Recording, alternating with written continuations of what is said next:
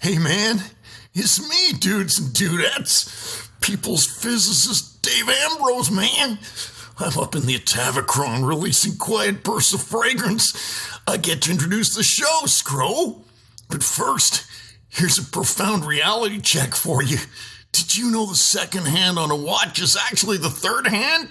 Isn't that awesome, man? It's profound. But I gotta tell you, man, spotted a new planet just past Pluto on my way up here, dude. Looking for full recognition for discovering it. First I was gonna call it ayahuasca. Then I decided to call it Grissom. Get it, Scro? That's Grissom as in Jack Ruby. This is a gravity storm, Scro. But I see Mickey's middle hand is pointing to 2 minutes to midnight. So here's the 2 I see of the only hypnotic game in town, man. Chris Thompson! Thank you, Dave, I guess. This is Brain Software podcast number 97, and we're glad you're here with us, riding the ripe red richness of the hypnotic storm that never ends until it reaches completion. Luchi-hi-yo! And so welcome to the very oculus of the wind shear of Zephyr's wand, where silence never reigns and rain will never silence us. Storm Rider number 1 and the brilliant perpetual 5-year-old that I work with, Mike Mandel. Chris! I'll just think it's all about the music more than anything else. Fantastic. So here we are, and we are going to have another amazing show. Yes, we are. Today's show is all about thinking and thinking more effectively, creatively, opportunistically, Right. debuggingly. Yeah, thinking in sane, powerful ways, whether you're doing this alone or with a small group or teaching an entire large group this stuff. There's amazing things you can do. And this whole idea of thinking more effectively is going to impact your life, affect your life in all kinds of ways. If you're a hypnotist, perhaps it'll give you better ways to grow your business, get clients, help your clients, whatever it is. If you're in the corporate world, running meetings more effectively, if you are an entrepreneur, running your business more effectively, whatever it is. Before we get to that, though, let's do our usual banter and discussion of what's going on in the world of MMH. Well, let's see. Today's the first day of spring as we're recording this. Spring We are, has not yes. hit the Hypnotic World Epicenter and will not for another 2 hours and 14 minutes. It happens at 12:15 this afternoon. Nice, and is effectively 10 a.m. Toronto time, March 20th. So that's when we're recording it. We'll get this up in a couple of days. So what's coming up? All right, so what's coming up? We have, in less than 2 months now, we are running a live Mindscaping class on May 4th in Toronto, and that is At the University of Toronto. Yes, and as we've said before, the reason that we chose Friday, May the 4th, to run that class is because we have the amazing Melissa Tears coming in the weekend of May 5th and 6th to teach her course on how to treat addictions. It's an entire addictions protocol. Amazing stuff. And Right from New York City, Melissa Tears in Toronto. You and I are looking forward to being students in this class. buddy. And she said that she's going to come in a bit early. She's going to duck in and sit for some of our Mindscaping class as well. Oh, that's going to be fantastic. Okay, so make sure you check out MikeMandelHypnosis.com/events, where you can get the details on those 2 classes. And in addition, on that page, where we will always keep that page updated, you'll find out about our upcoming Architecture of Hypnosis. The May class is already sold out, and the June class is more than halfway sold out at this point. The June class runs June 11th through 15th, also in Toronto. Following that, we are in Vegas in August, and we're doing a pre-conference class, also Mindscaping certification. Right on. And you'll be presenting at HypnoThoughts Live for the 3-day conference. And those of you who still are unsure what Mindscaping is, this is a complete therapeutic or coaching modality I came up with several years ago now. It's been refined through some edits over the years. It's been tested by therapists. And yesterday, my wife and I had supper with a therapist who was one of the first people I tested Mindscaping on. And she was saying at dinner how much this has absolutely transformed her life. It let her let go of a lot of mistrust she had towards her new husband and all kinds of things. It is remarkable. We've had physical problems changes, you know, Chris, things like a never-ending urinary infection that went 2.5 years, cleared up with one one bout of Mindscaping that was aimed at that. This is a remarkable tool if you're a coach, if you're a social worker, if you're a counselor, if you're a hypnotist, if you're a therapist, an NLP person, an EFT person. Check it out. In one day, you can get certified and use this even on Skype and see clients around the world. Right. MikeMandelHypnosis.com/Mindscaping, all one word, is where you can find out more. I also want to mention that in our private group on Facebook, which is, it's called MMHA Engage. It's where all of the Mike Mandel Hypnosis Academy members communicate with each other around the world. Here's what I've noticed over the last few days. A bunch of people have suggested Mindscaping is a fantastic tool for those resistant subjects. So if that's a good point. If you're encountering somebody maybe in your friend's circle or work circle or whatever, and they're skeptical about hypnosis, and because they're afraid, they think it's mind control, and you just can't be bothered to straighten them out. You just say, well, let's do this. This is a really cool experience. It's not hypnosis. Well, guess what? It works. It works, though, like hypnosis. Creates a hypnotic effect anyway, and it creates change for people, and this is just a really popular tool. The reason, and it's easy to learn, and the reason it works so well is you can interlock it, and with this I'm done, you can intersperse it with all kinds of other therapies. You can do it at the beginning of a session to pave the way for what's coming. You can do it at the end of session to close up any open loops. You can do it as the main therapy itself. And the thing that's cool about it is if we had the unconscious minds of Milton Erickson, we would learn how to flawlessly apply the right hypnotic metaphor to change someone. But we don't have that. And when I say we don't have that, I really mean you don't have that. I knew you were going to say that. But Mindscaping, their unconscious gives you the metaphor that unlocks the problem. So let's move on. All right, let's talk about thinking. So today's let's talk about the word of the day. Oh, yes, we've got a word of the year, and yours is? Mine is management. And how's that working out for you? It's working out really well. I have found that every day I'm focused more and more, and we're going to get to this, on blue hat stuff. Yes. Big picture, making sure that I am focused on the appropriate things, and in my personal life, managing ego states. So when I start going in a direction that is not effective, I catch myself, and it works really, really well. But you've gone beyond that, Chris, and I say kudos to you for this. You're applying it in your family as well. Like, you're applying this whole management right across the board, managing your own time. So it's more functional with your family. It's about managing things in the business, managing my emotional states, managing time with the family, et cetera, et cetera. In fact, we just came back from the kids' spring break from school, the March break as they call it here.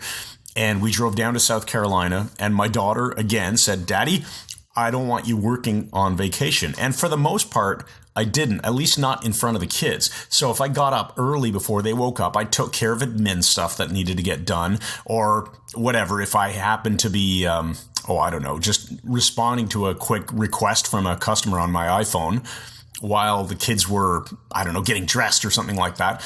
It was very good. I was efficient and did not dilute my attention away from them. Anyway, what's your word of the year? How it's going? My word of the year is onward, and it's going very, very well. I'm about to put electrons to screen and begin writing my magnum opus, which is really autobiographical about you keep what saying it's. that. I know, but I've got what happens with me is the ideas crystallize in my head, and then when I sit down, it will just be a torrent. It will be a torrent. Also, for changing my eating, I just wanted to cut the carbs out. I've used my onward word, and the what Mark Sisson calls the gene expression has switched. I've lost interest in carbs now. I'm not thinking about food all the time. I'm eating well, and I probably have horrible ketosis breath right now while I'm talking to you. I don't notice it. Did you find yourself so-called cheating a whole lot on your before? Diet? Excuse me. Before I was, but now not at all. I have just zero interest. It's just I'm feeling terrific. So we're now introducing the concept of the word a day. Or at least during the podcast. Yeah, we only mean for the podcast. So we're going to bring out a word each podcast from now on. And today's word is entirely random out of a book just opened. And the word is challenge. Literally, Mike picked up a book on my bookshelf, opened it, and boom, there was the word challenge. So what does that say to you today, Chris? What is the challenge of Mike Mandel Hypnosis while we're on this podcast? Well, that's what we're going to be talking about at lunch. There's all kinds of challenges. The challenge for us is really taking things to the next level. And staying out of prison. Yes. No, I think it's about turning it from a two-man show into building a team where we actually produce a ton of really fascinating content. That's nice. And we got a couple of new team members that we won't mention right now, but that's all working out very, very nicely. So that's really it. How do we turn this from the the Chris and Jeff show, as we call it. Right. Mike is Jeff, Spunky in case and you're wondering. Beezer. Yeah. Into something a bit more organized and meaningful. Right. Okay. So we're going to shift gear. We're going to think in terms of our challenge today. And again, we'll be going over this over our lunch together, is to find the way of shifting gears of the business now to the next step. Right. And for you, because we're now going to shift towards thinking, apply this thinking towards the word challenge. What is the challenge in your life or in your business or in your relationship, whatever it is that you're looking to overcome or conquer, and use the thinking stuff we're about to talk about to apply it to that. I'm going to apply this to the fact that in a month, April 29th, I will be a frickin' senior citizen by anybody's reckoning. 65, Chris. I challenge you to find a way to stop coughing into the microphone. Challenge to stay alive. All right. So let's go. Let's talk about thinking. All about thinking. And there's so many ways of looking at thinking. One of them is the whole aspect of, Tony Robbins mentions this. I think it's a great point. He said, what is thinking? He was asking himself once. And he said, well, what is thinking? Yeah, he was asking this. And he answered the voice in his head and said, well, it's answering the question is thinking is. And he suddenly sort of had this aha moment and thought, one form of thinking is just asking questions in your head and answering them. Absolutely. And because right away you check, is that, Well, that's how you think on your own, right? And you could also be thinking if somebody else asks you questions. And you'll be processing with internal dialogue and stuff. So there's the asking and answering questions that are unique to you in your own head. But one of the other things that we run into occasionally is people substitute a kinesthetic sense for thinking. Oh, yeah, absolutely. It's important to not just feel something, but have some data to back it up. Right. Here's a classical example, Chris. I have a relative, not by DNA, God be eternally praised, and he worked in an industry that was absolutely nothing to do with finances. Let's just make something up and say he was in electronics, okay? An electronic supply store. Sure. There was another guy who worked at the electronic supply store that was dispensing investment advice, and this guy wound up investing all his money based on what this electronic supplier told him to do. Okay. And here's what he said. We sort of questioned and said, well, does he know what he's doing? He said, well, he does this on the side. And we said, well, what skills does he have? And this guy skirted the issue and he said, well, my wife and I just have a really good feeling about it. Oh, nice. There you go. Now, that's kinesthetic. Substitute for analysis. Yeah. Now, how do we differentiate between that and legitimate intuition? Well, sometimes we can check things like when we're doing something like a dyslexia cure or dyslexia treatment where people tend to spell poorly. They tend to spell kinesthetically, but whether it feels right or not, or spell auditorially. You can have the person make the picture visually and then do a kinesthetic check of the data. Are you getting that right feeling? But to use it instead of analysis, that's where the problem comes in. Some people exclusively. To use it exclusively is going to lead to a lot of bad outcomes, right? So if you just, he just really seems like he knows what he's talking about. That doesn't actually mean he knows what he's talking about. That just means he's congruent about his errors. His presentation, or he might be a scam artist. Yeah. We've all been taken in by them from time to time. Well, when I say we all have, you have. I have, yeah. But it's that thing we say, Chris and I say, facts don't care about your feelings. Yes. It doesn't matter. That is a great line. Facts do not care. How much you feel something, that your feelings are independent of empirical evidence. They might be facts correct. Don't have feelings. Well, that's right. I feel you're right about that. But you just got to be careful and ask yourself, am I substituting kinesthesis? Am I substituting a physical sensation in my gut or whatever? There is real intuition. I have no problem with that. But the danger is when a feeling substitutes for logical analysis. You got to be careful. Now, another type of thinking is investigative thinking. And investigative thinking is a very specific skill that some people just have in spades. And my wife is brilliant at it, where you can sort through what is known very, very quickly and find what is relevant. And the higher octave of that, if you will, Chris, is something called exploratory thinking. So whereas investigative thinking goes through the known, exploratory thinking will go beyond that into the unknown to find new concepts and so on. It's more rare than investigative, as you can imagine. Okay, so as an example, would investigative thinking be something like, who else has already done this? Or how has someone else accomplished this? Or what is the law in this particular case? And you can start looking up case law. Right. Or it could be in physics, it could be thermodynamic principles or mathematic concepts. Looking for the data you need. That's the investigative skill. Exploratory is going beyond that into the new. And this shows up, and I'm going to give you the graphological indicators on this so that people can just check their own handwriting. Investigative thinking, if you remember your course with me, Chris, shows up in upward pointed inverted V's. Inverted V's in the writing. You'll see them in N's and M's and H's.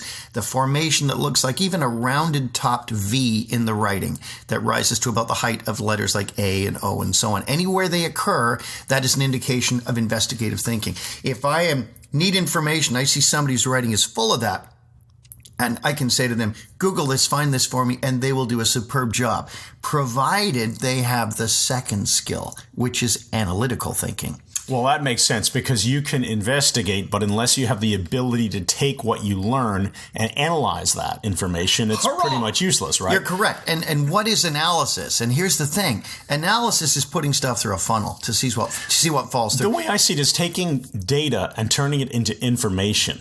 Okay, but data is not information on its own unless you analyze it. Then you go, point. That's a really good point. And then analysis is the ability to discard what is not needed. De Bono, the great Edward De Bono, talks about that. He said some people make the mistake of, and I can think of someone in my own life, makes the mistake of thinking if I just get more data, if I keep using my investigative ability to find more data, the problem will solve itself. All that happens is you get swamped. Yeah. You have to analyze and sort and discard.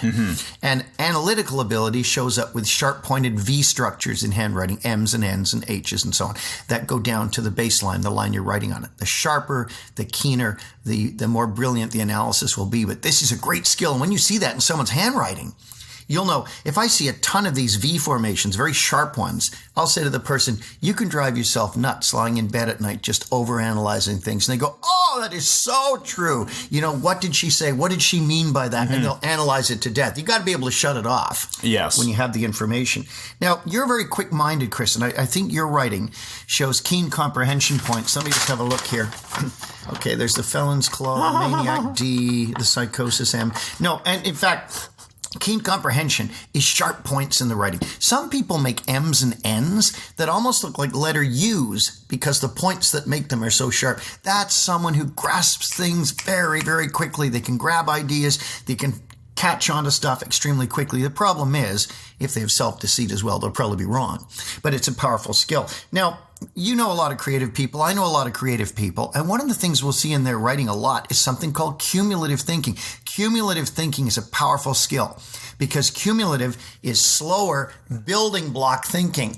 And we all need people in our lives who can logically put one brick on top of another contiguously until the correct solution is found. Sometimes jumping to the solution is not going to be the proper means of thinking. We have to be cumulative. We have to build it gradually, systematically, and logically. That's what I was getting. Yeah, I'm thinking about starting with a foundation. What is the first thing that we can do to approach the problem and build upon that, rather than just jumping in anywhere and guessing that, well, if we just do this one thing, this will solve the problem. No, we need a methodological. I can't even speak correctly. Yeah, just jumping in anywhere. It's like, oh, so-and-so drank poison and he's having convulsions in front of us, and the person tries to help, jumps in anywhere and says, well, my brother drank poison once and he just sold his house, so I'm going to call his real estate agent. First principle thinking. I think that's, if I think to first principle thinking, I love it. Elon Musk is our hero, a big hero to many people.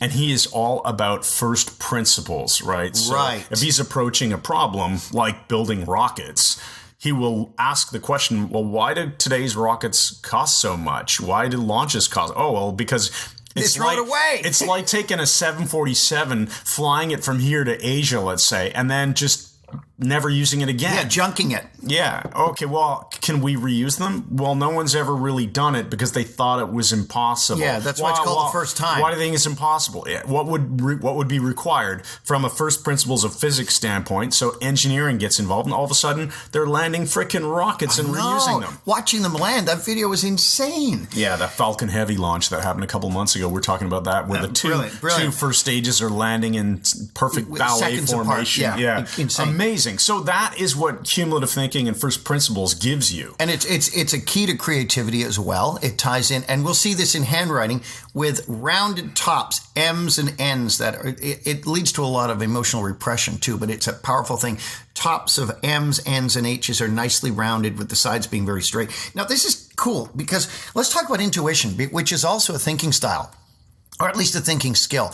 People hear intuition, they think you're talking about some sort of psychic ability. That's not what we mean. But the answer is 6 of clubs. But that's not what we're talking about here. Intuition, in our view, in our model of the world, is drawing conscious conclusions based on unconscious processes that are happening beneath the surface that you are currently unaware of. Right. We've talked about this before. It is not just some magic. It is your brain picking up on all kinds of nuances. Subtle cues, and then putting them together and then chunking up to make a generalization. Calibration. So it can be like the woman who is doing this unconscious thinking with no awareness of it, where she gets in the car, there's more mileage on it. Her husband's changed his cologne. He's showering more often. That's an He's example half an hour late. And it's a perfect one. She chunks up and says he's having an affair. But she's not consciously noticed any of these things. Right. Intuition is going to show up in your writing with spaces where they don't need to be. Within words. Not after I's or J's or T's where you have to lift the pen.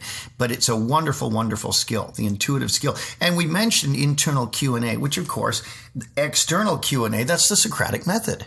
Okay. So internal Q&A, you mean asking yourself, like you talked about earlier, asking yourself questions and then answering them. And we do that with our empowering questions that we have every podcast to teach people to ask the right questions that will change your thinking, that will radically transform your life. Sure. And they have to be the right questions. So remember, when we talk about empowering questions, empowering part is important, right? How am I going to continue screwing up my life so absurdly that I just wreck everything left of value?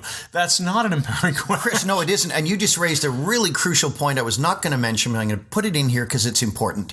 The whole idea that if you see a large X in the air in front of you, and you're at the apex of the two lines. Okay, right. At the intersection. The V above the intersection of the two lines is success. Below it, the inverted V is failure. Okay. Now think about this.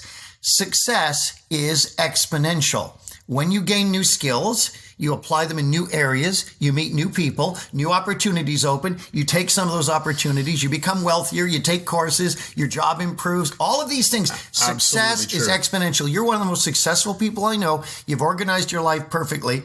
And will you agree? You have seen in your life, you've done the preparation, the relationships have come in, you've done the jobs, you've met people, you've built on. I was going to say, you must know a lot of failures then. Everybody, everyone except you and I. But the scary thing is, Chris, with that how question you asked about screwing up and so on, and you did it jokingly, failure is also exponential. You think about it. Yeah, absolutely. Everything that is growth oriented in your life or in your business direction. Or whatever. Yeah. If you are improving something by 10% and you keep doing that, you get an exponential effect. Right. It's not a thin line of getting a bit better, a bit better, a bit better. It just keeps building. Likewise. So exponential failure, you go through some depressing times. So you start drinking too much. You start doing drugs. Your family disowns you. Yeah. So now you've got no support. You start hanging around with a bunch of lowlifes. And your life starts to sink more. Finally, you wind up living under the Gardner Expressway in Toronto with a squeegee, and that's your freaking life and your job. Yeah, exponential. You have a curve that is quickly approaching zero. Which is bad. Yeah. So recognize, just as an aside here, but a radically important one, everything you do to improve your life, improving the use of your time, being productive in your relationships, cutting out the negative people, firing your friends if they become toxic and prove to you they aren't your friends, building your creativity, taking courses, building your schema, all of these things will build on each other and your success will become exponential. And one of the best examples I know, Chris, is this frickin' podcast in MMHA. You came up with the idea idea years ago. You said we're going to put everything out to the world. The podcast is still, thank God, 5 stars, not 4.8. And we are rocketing forward. And now we were teaching in Toronto, 6 to 8 people. All of a sudden, we got people coming from around the world to study with us, and everything has built and built and built. Absolutely. Here's something that I just thought of when you were mentioning this. So let's say that you do something that right now improves your life in some way, whatever you want to apply to. Let's say it improves something by 10%. Well, if you do enough of those things, then let's say you've doubled whatever the result is that you were looking for, whether it be money or love or happiness or free time, or whatever it is.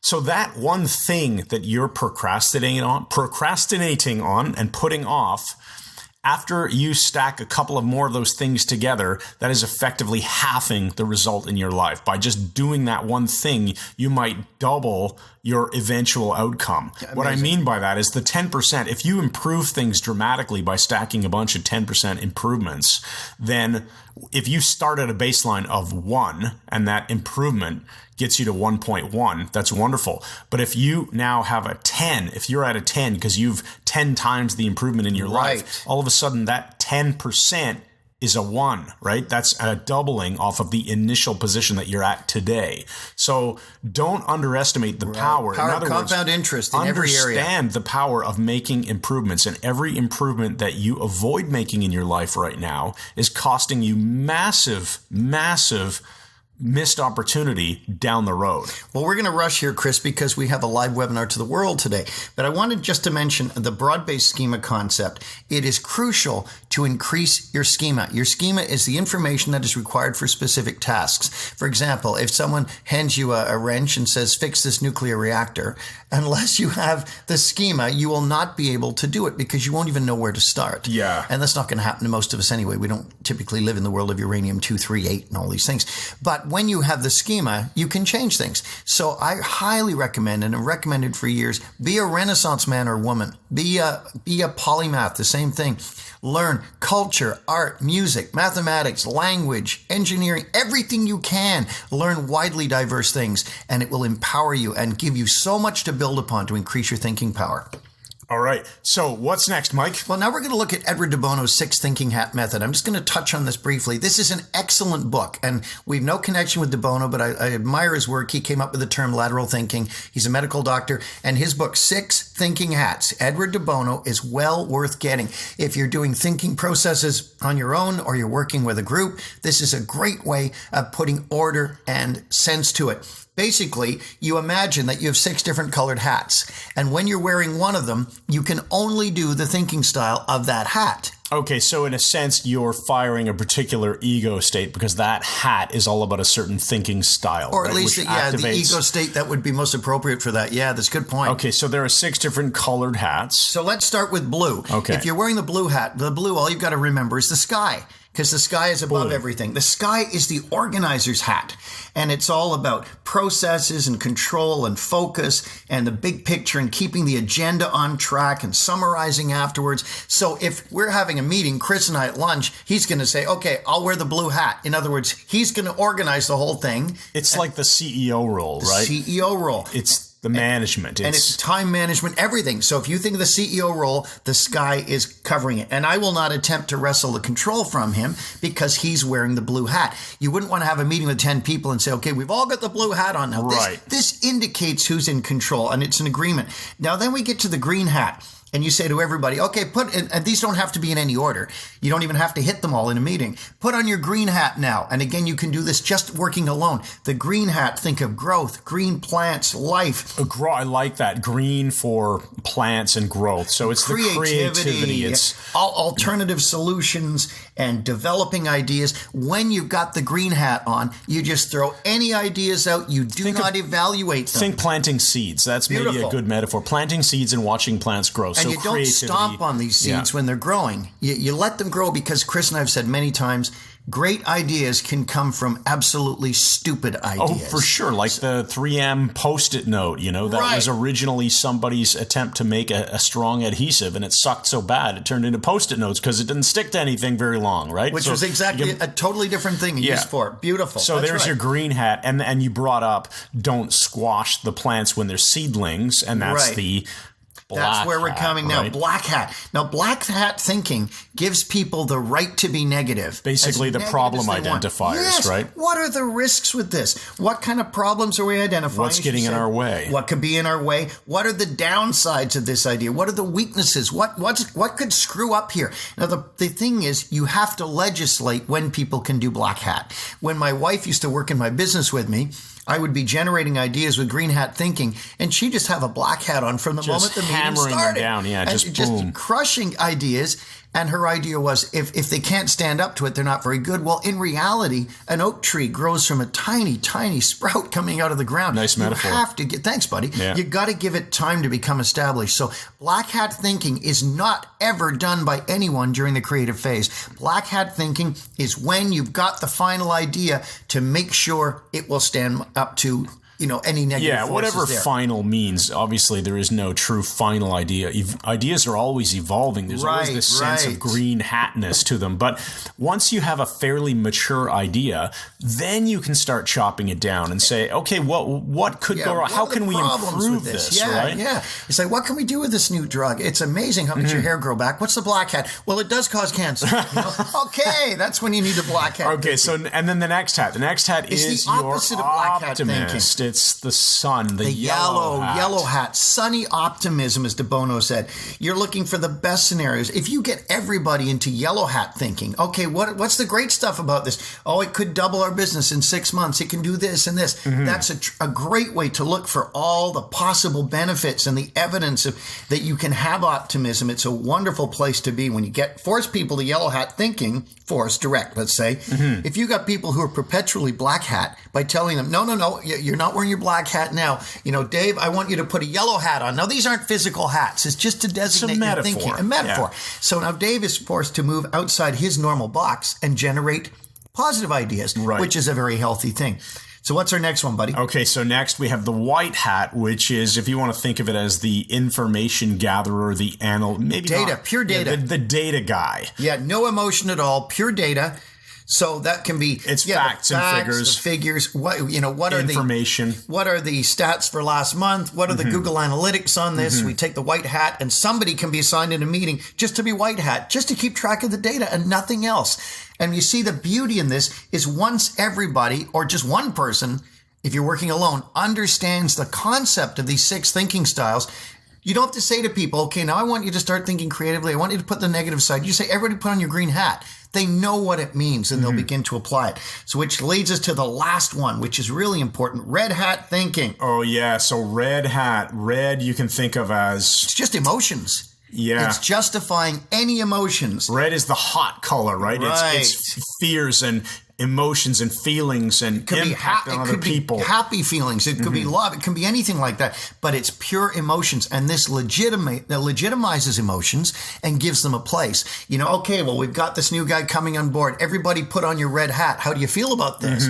Well, I feel kind of bad. I feel I haven't talked to him enough and welcomed him. Well, I feel great about him being here. He's got great skills. This gives people a chance to deal with their fears, the impact this is going to have on others, their intuition, their feelings, just your gut sense. So how do you use this model? If you're catching yourself wearing a particular hat, maybe you can be consciously aware of that at some point and say, hey, this is the red hat. So now how about we put on the green hat and get creative? Or how about we put on the yellow hat and start thinking about the upsides? Because we've been talking all about the downside. Let's put on the yellow hat for 5 minutes and everybody generate some optimism on this. And then people will lift their states and change. And you say, anybody want to put on a red hat and tell me your feelings? And just by using those words, you're directing feelings, thoughts, data, all of these things into 6 very specific things. We did not come up with this. This is just a thumbnail sketch of Edward de Bono's book, 6 Thinking Hats. I highly recommend it. His stuff is brilliant, and I tell you, go buy the book and get it on Amazon. Okay, awesome. So that pretty much takes us to the end of the main content. The main content, to cover buddy, on this but podcast. We have an empowering question here. All right. Are you ready to deliver? Yes, I will read it to you. Here, read it. I will speak it to you now. Here you go. What is my strongest thinking style, and how will I make better use of it today? What is my strongest thinking style that I will apply today to have a better life tomorrow? Amazing, Chris. Amazing. And I'll give you a quick empowering metaphor to close. 9 men were invited into a boardroom. There were 9 small tables, and in the center was one large table with 9 chairs around it. They were given the task. Each of them was given a box containing a jigsaw puzzle. Hundreds and hundreds of pieces. And they were asked to see who could complete it first. And the 9 men and women actually, began working on these different puzzles. They didn't talk to each other. They just worked on them. And the organizer, who'd given them no reason as to why they should do this, left the room. And an hour later, he came back. And the puzzles were all incomplete. And all 9 of them were sitting around the table. That was empty. And when he asked what they were doing, the one man volunteered to speak for the group. And he said they had come to the conclusion that none of them had all the pieces. Ho, ho, ho, ho. Love it. Thank you, everybody, for listening to Brain Software. This has been episode 97 with Mike Mandel, and I'm Chris Thompson. Head over to iTunes. I'd like to thank Dave Ambrose for the wonderful introduction. Thanks, man. Make sure you head on over to MikeMandelHypnosis.com/events to check out everything that we're doing. And while you're on our website, you're going to find an opt-in form where you can get access to Mike's Brain Software ebook, which is amazing. You'll get emails from us that are really not that spammy or anything at all. We just send out good stuff. We like giving stuff away. Yeah, so check it out. Get to our website. Leave a rating for this podcast on iTunes if you don't mind. And we will... Well, I was going to say, we will see you. You can't see us in a podcast. Oh. You'll hear from us again. You will. In episode 98. Thanks, everybody. Thanks, guys. When drumming comes and juju, a hand comes from the wall, releasing bursts of fragrance into the banquet hall. The chimes of solemn solitude bear witness to the feast. The guests are gone, we're here alone. It is time you were released to rend your wrath, usurping foe, releasing me from thought. Fly brisk, my friend, past mirrored doors. The battle must be fought. When drumming comes and juju, a hand comes from the wall, releasing bursts of fragrance into the banquet hall. For when drumming comes and juju, a hand comes from the wall, releasing bursts of fragrance into the banquet hall.